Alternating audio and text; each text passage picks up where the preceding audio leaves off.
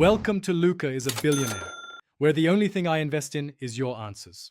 In this video, I will explain how to make municipal format in AutoCAD. First, let's get your drawing set up correctly. Begin by opening a new drawing and configuring your units, typically to feet or meters, which is crucial for municipal projects. Next, define your drawing limits to cover the entire project area. Finally, establish your coordinate system to ensure accurate georeferencing and proper alignment with real-world locations. This foundational step is essential for any success. Now, let's talk about organizing your drawing with layers and standards. It's vital to create distinct layers for every municipal feature, such as roads, utilities, and property lines. Employ a consistent naming convention across all layers for clarity.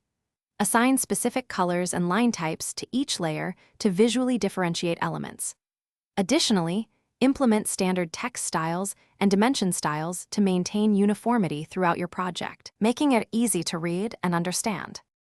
If you own the Warlords of New York expansion, you'll find even more opportunities to gather Riker's keys.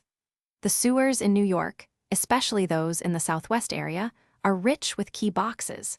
Additionally, a reliable method is to complete bounties specifically targeting Riker's bosses, as these will always reward you with a Riker's key. Keep an eye out for named Riker's enemies during missions or in the open world, as they also have a chance to drop keys. Finally, let's prepare your municipal drawing for plotting and output. Set up your page layout for the desired sheet size, such as 24 by 36 inches or 30 by 42 inches.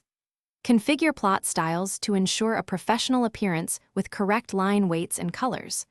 Always verify the drawing scale and orientation before sending it to the plotter.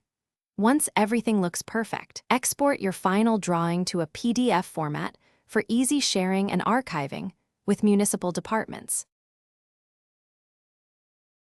Thanks for watching and please subscribe. It's the best investment you'll ever make.